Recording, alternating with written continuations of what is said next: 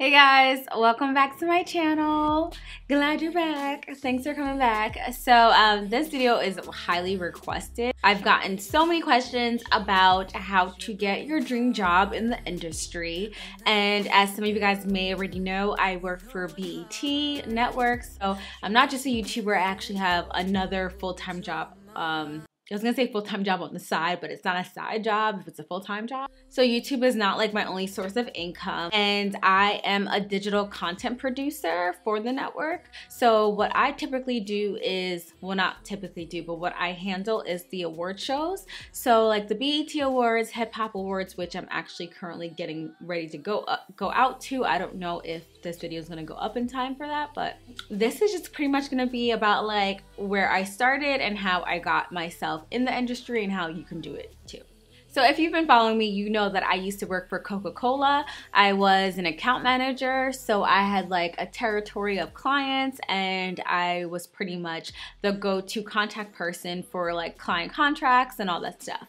But it was really corporate-y, and I don't really like sales. So I decided that I wanted to spread my wings and get out of that business. And one of the main questions I always get asked is how do you go into the entertainment industry when you don't have a background in the entertainment industry? And that is an amazing question. So for me, I did not know how I was going to transition, and I didn't even really know what I wanted to do. I just wanted to do something more creative and get out of sales. So I started my YouTube channel, and it was a hobby for me. So I actually, not knowing, I was creating my path to breaking into the entertainment industry by producing my own videos. Producing my own videos, it was pretty much like my resume online, and I didn't even know at the time. And I know some of you guys are probably like, well, I don't have a YouTube channel, what can I do? Well, what you can do is, number one, start a hobby. If you don't have any experience in the entertainment industry, but you want to get into the entertainment industry, start a hobby. So my hobby was YouTube. So I produced the videos, and that showed that I can produce videos. If you guys want to be like actresses, singers, models, or just work for the company, like, you know, any entertainment company, be a host, to show that you're already doing it in some way. If you have no way to show that you are already doing it, that leads me into my second point, and that is networking. So networking, use your contacts, use people that you may know. People have been contacting me, and I'm not saying everybody start contacting me now because I am not the CEO. I can't just give you guys jobs. But if you want to get a job in the entertainment field, go on LinkedIn, find who's working at that job in the position that you are looking for, and see if there's any openings in that position for the company. So it's really important to not just look on job boards, because half the time the jobs aren't even listed on the job boards. My job, I got it through Twitter by responding to a tweet. That's how I got my job. I didn't get it going on a job board because it wasn't even posted on a job board. So it is really, really important to network. Like, when I tell you guys networking is the key, it is probably the best tip out of all the tips that I'm going to give you guys today. Network your butt off. Make friends, make connections, follow people. And when you follow them and you try talking to them, don't just go straight into like, how do I get a job here? That's not really gonna work. People aren't gonna really wanna like jump hoops and like help you get a job. So say you're gonna contact someone that works within the company and you're interested in it. Say like something like, hey, and first you wanna study them. First you may wanna study like what they've produced or what they do specifically in the company. And you could start off the conversation by saying, hey, I really admire what you do at blank X, Y, and Z company. I would love to maybe possibly shadow you one day, or possibly go out to coffee with you and learn more about your position. I'm a current sophomore at this university, and I'm really interested in possibly getting an internship at X, Y, and Z company. You just need to make direct connections. And like I said, how I got my job was by responding to a tweet on Twitter. So definitely use social media. Social media is freaking powerful, guys. Powerful. It opens all these doors for so many people. So I was like at a dead end with working at Coke. Like, I hated going to work every day. Love the people I work with, but I hated what I did. So I was on Twitter just scrolling, being miserable, hating my life. Then I stopped at this one tweet, and it was from my girl from school, from Temple, Candace. And we weren't even that close, but like because I don't like burn bridges and I kind of stay in communication with everybody, we were close enough for me to slide in her DMs and say, hey girl, I'm interested, because she posted that they needed somebody. So after that, I had my interview, I studied the company, and then this is gonna go into my next tip, tip number 3. When you go to your interview, offer something to the company or the manager that they aren't already doing. So when I went to my interview to be a producer for, the award shows, I offered like 4 different things that I think that they could do better. And it's not necessarily like saying you're doing it wrong. It's just saying what you can do better. So I had like 3 to 4 different ideas of different videos or cool things that I think that they could do to increase the engagement on social media, to increase their engagement on their .com platform, because that's what I specifically handle, and to just increase video views and all that stuff. So I went in there with different examples like, oh, I think it would be really great if BET integrated this into a video segment, or did this, or because the Hip Hop Awards is coming up, or because the Soul Train Awards is coming up, I think you should do a video about this, this, and this. They love it when you come with ideas. So that was tip number 3, come with 3. Am I doing 3 or 4? That was tip number 3, come with ideas. So tip number 4. So this is after you have gotten the interview and you came with your ideas. Tip number 4 would be to stay in contact. When I interviewed for my position, they actually did not contact me back for months. Like my current boss now, I love him, but he was not responsive at all. Like I had to constantly send like follow-up emails. Like I would send a follow-up email like about 2 weeks. No, the first follow-up email was like right after the interview. You want to send a follow-up email saying, thank you so much for taking time to meet with me. I loved what you said about this, this, and this. And then I just reiterated the ideas that I brought to the table in step 3. So I did that in the email. Didn't hear anything from him. So I was pretty bummed. I was pretty sad. I was like, I ain't never gonna get a new job. I'm gonna stay at Coke for the rest of my life. Like might as well just keep adding to that 401k, keep adding, because I'm gonna just stay here and grow old with this company. After a while, I didn't hear back from him. And then 2 weeks after, I decided to finally hit him back up again. Like, hey, just checking, wanted to follow up on the position, blah, blah, blah.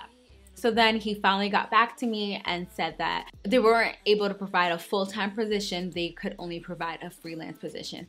And I remember my heart just sank. Like I was so sad. I was like, what? A freelance position? I could never do freelance. Like I need a full-time job. I need benefits. I need this, this, and this. Like I'm not leaving Coke if I don't get a full-time position. It's like a positive, but it wasn't good enough. It wasn't my gateway out of Coke. So this leaves me to my tip number 4, right? No, this is tip number 5. This leads me to tip number 5. Tip number 5 is to take risk. Want to do something great in life and you want to advance to the next level, you have to take risk. So that's why I go on and say that, you know what, after I sat with it, I talked to my mom about it because I talked to her about everything. I talked to my fiance about it. The fiance said do it because he's always talking about taking risks. My mom was like, hell no, stay with Coke. What are you doing? Like you have to stay somewhere that gives you a safety net. But I just wasn't happy. So you know what? I took that risk. I took that mother effing risk and I took it and I held it and I said, I'm gonna leave Coke and I'm gonna go to BET for a freelance position. So the freelance position was literally a 4-month freelance gig.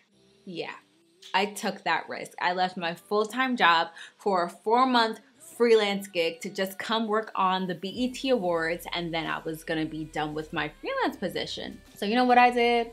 I see what you do. I made sure I was the best freaking freelancer that they've ever freaking had. Not saying that like I got them coffee and stuff, but I did my job the way that I thought I should do my job. Like I went above and beyond, like I created great content, and I just was the best freelancer ever. That was in 2017. So in April of 2017 is when I quit Coke, but I had already kind of worked for BET.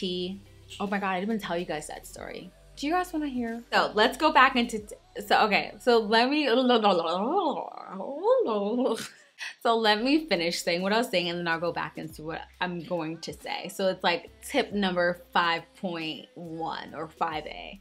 So in April of 2017 is when I quit Coke, or no, I quit like March 31st was my last day, and then April like 15th was like my first day at BET, and I was only supposed to stay on until the BET Awards till June. So what is that? April, May, June. That's 3 months, actually 3 months.